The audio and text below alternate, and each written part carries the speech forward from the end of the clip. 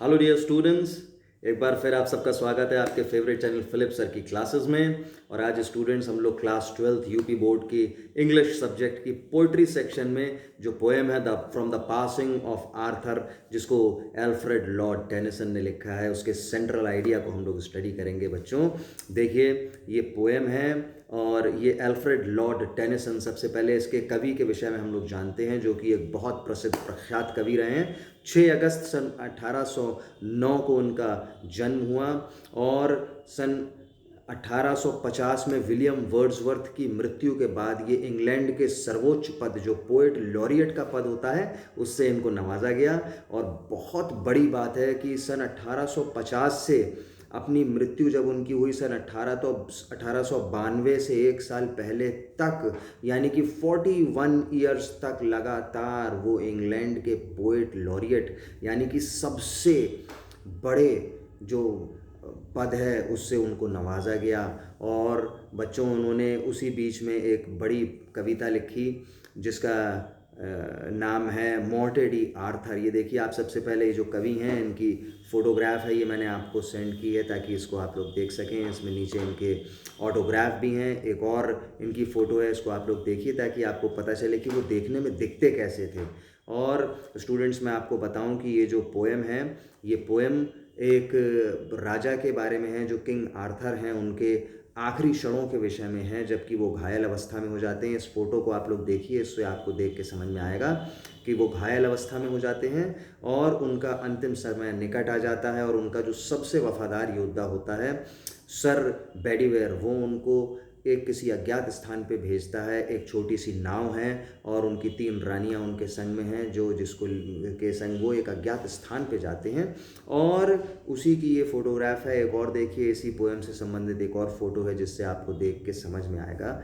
अब हम लोग सीधे इसके सेंट्रल आइडिया पे चलते हैं बच्चों। अगर आप लोग पहली बार मेरा वीडियो देख रहे हैं तो मेरे चैनल को सब्सक्राइब कीजिए और मेरे वीडियोज़ को लाइक कीजिए, अपने फ्रेंड्स के संग शेयर कीजिए ताकि और भी बहुत सारे स्टूडेंट्स इससे फ़ायदा उठा सकें बच्चों। और देखिए, इसका सेंट्रल आइडिया क्या है, from the passing of Arthur. बहुत इंपॉर्टेंट सेंट्रल आइडिया है। यूपी बोर्ड में मैंने इसमें नीचे आपको लिख के बताया है कि सन 2003, 2004, 5, 8, 13, 17, 18 और 2020 लगातार कई वर्ष ये सेंट्रल आइडिया एग्जाम्स में आया है। बहुत इंपॉर्टेंट है। इसकी आप लोग कोई स्क्रीनशॉट ले लीजिए ताकि आप इसको अपनी नोटबुक्स में नोट डाउन कर सकें, या फिर पॉज करके इसको नोट कर लीजिए और इसको याद कीजिए ताकि एग्जाम्स में आपकी बहुत ज़्यादा मदद हो सके। This poem has been taken from Tennyson's longer poem Morte d' Arthur. जैसे मैंने आपको बताया, एल्फ्रेड लॉर्ड टेनिसन ने एक बड़ी पोएम लिखी है मॉर्ट डी आर्थर, किंग आर्थर के जीवन के विषय में। और उसमें से ये कुछ पंक्तियां हैं जो हमको 12वीं कक्षा में पढ़ने के लिए दी गई हैं। This poem King Arthur has given his valuable advice to Sir Bedivere a loyal knight. एक बहुत ही वफादार योद्धा हैं सर बेडीवेयर किंग आर्थर के, जो कि अपने अंतिम समय में विदा हो रहे हैं। उस समय में किंग आर्थर ने उनको कुछ महत्वपूर्ण सलाह दी है जो इस कविता में हमको पढ़ने में मिलती है। A loyal knight, the king advises him not to be sorry because change is the law of nature. और जो किंग है वो बेडवेयर से कहते हैं कि बिल्कुल भी चिंतित होने की, परेशान होने की ज़रूरत नहीं है, मैं जा रहा हूँ तो, क्योंकि चेंज जो है वो नेचर का लॉ है।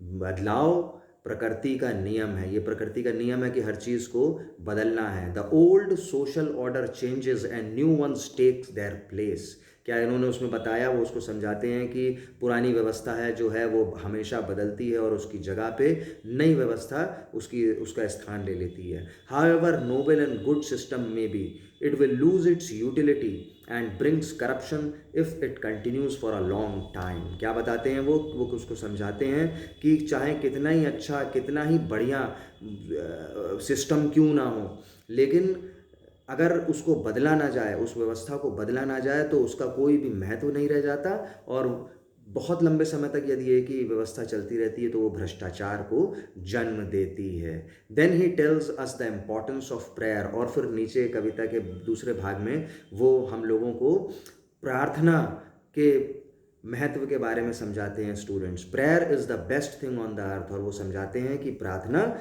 इस पृथ्वी पे सबसे अच्छी चीज़ों में से एक है हम अपने ईश्वर को, परमेश्वर को धन्यवाद करें और उससे प्रार्थना करें।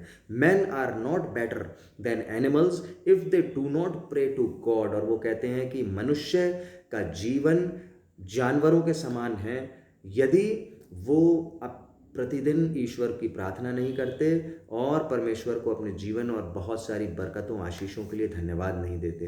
Prayer is the link that binds us by golden chains with God's feet. और वो कहते हैं कि प्रार्थना ही वो जरिया है, वो कड़ी है, एक सोने की जंजीर है जो पृथ्वी से हम लोगों को स्वर्ग में जो गॉड है, ईश्वर है, परमेश्वर से हम लोगों का संपर्क बनाती है और हम लोगों को आपस में जोड़ती है। बच्चों, मैं सोचता हूँ कि ये सेंट्रल आईडी आपको बहुत अच्छी तरह समझ में आया होगा। आप लोग ज़रूर इसको नोट डाउन कीजिए और इस वीडियो से हेल्प लीजिए और अपने फ्रेंड्स में भी शेयर कीजिए। इसी तरह अपना प्यार मुझको देते रहिए बच्चों। Thank you students.